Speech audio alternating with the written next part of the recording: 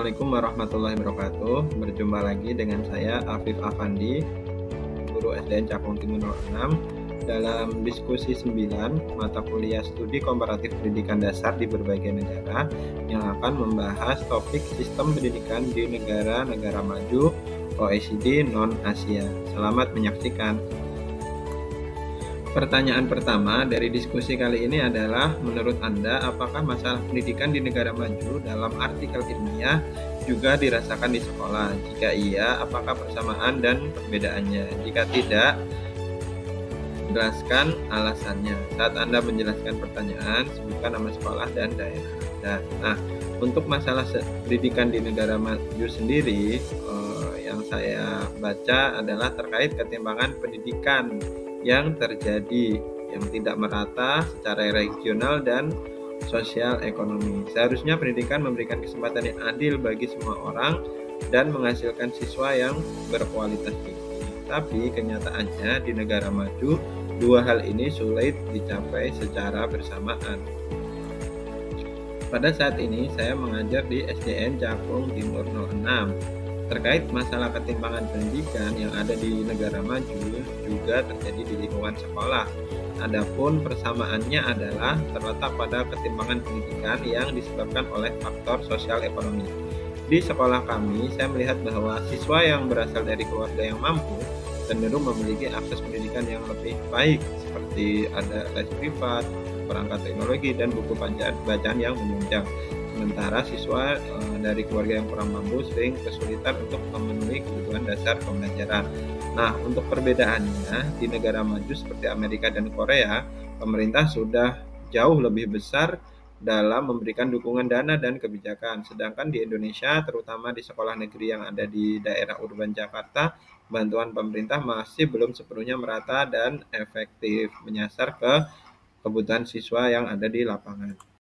Selanjutnya, kita masuk ke pertanyaan kedua terkait paparkan pendapat Anda bagaimana artikel tersebut menguraikan negara OECD mengatasi masalah pendidikan tersebut.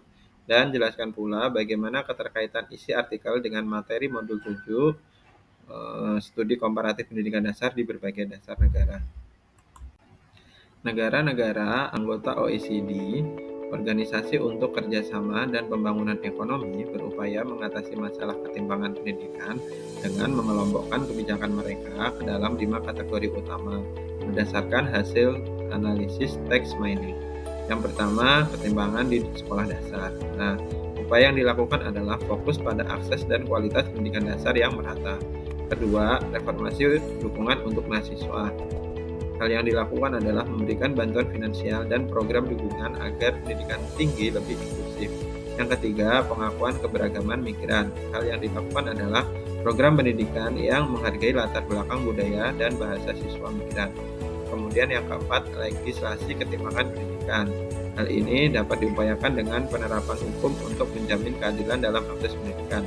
Yang kelima adalah perlindungan perempuan di dunia kerja, dapat dilakukan dengan mendorong kesetaraan gender melalui pendidikan dan kebijakan kerja. Berikutnya, keterkaitan isi artikel dengan materi modul 7. Terkaitannya adalah yang pertama, modul ini membahas sistem pendidikan negara maju OECD non-Asia, seperti Finlandia, Inggris, dan Jerman. Nah, pembahasan ini juga dibahas dalam artikel yang ada di dalam tugas. Kemudian negara-negara ini menekankan equity, inclusivity, dan lifelong learning sejalan dengan kebijakan di atas. Selanjutnya, negara-negara maju proaktif dalam merespon tantangan sosial lewat inovasi kebijakan pendidikan. Berikutnya, pertanyaan 3, yakni silahkan Anda uraikan bagaimana sistem pendidikan di Jepang, terutama yang berkaitan dengan kurikulum yang mereka implementasikan dan hasil pencapaian yang tinggi dalam skor PISA. Sistem pendidikan Jepang dan kurikulum yang diterapkan. Pemerintah Jepang sangat serius merespon penurunan peringkat PISA di awal abad ke-21 karena mereka sadar bahwa sumber daya manusia atau human capital adalah kunci daya saing global. Oleh karena itu, mereka menyusun kebijakan pendidikan baru melalui course of study untuk membekali siswa dengan kompetensi kunci atau key kompetensi yang relevan untuk dunia masa depan. Hasil PISA dan dampak kebijakan kurikulum Jepang. PISA 2012 menunjukkan peningkatan skor Jepang yang saya nilai sebagai bukti bahwa awal arah baru kurikulum mulai berdampak positif di sekolah. Meskipun sulit menentukan faktor tunggal penyebab keberhasilan ini, saya percaya bahwa fokus pada keterampilan abad 21 dalam kurikulum merupakan langkah strategis. Kementerian Pendidikan Jepang terus melakukan pembaruan agar siswa siap menghadapi tantangan global meskipun konteks sejarah dan budaya Jepang berbeda dengan Barat. Nah, berikutnya kesimpulan dari diskusi kali ini adalah masalah ketimpangan pendidikan yang dialami negara maju seperti Amerika dan Korea juga dirasakan di SDN Cakung Timur 6, terutama dalam hal perbedaan latar belakang sosial ekonomi siswa yang mempengaruhi prestasi belajar. Negara-negara OECD merespon ketimpangan ini dengan kebijakan inklusif dan menyeluruh, seperti reformasi pendidikan dasar dan dukungan bagi kelompok rentan. Hal ini selaras dengan isi modul 7 yang menekankan prinsip keadilan pendidikan. Sementara itu, Jepang berhasil meningkatkan skor PISA melalui reformasi kurikulum Course of Study yang menekankan kompetensi abad ke-21, membuktikan pentingnya kebijakan pendidikan yang adaptif dan visioner.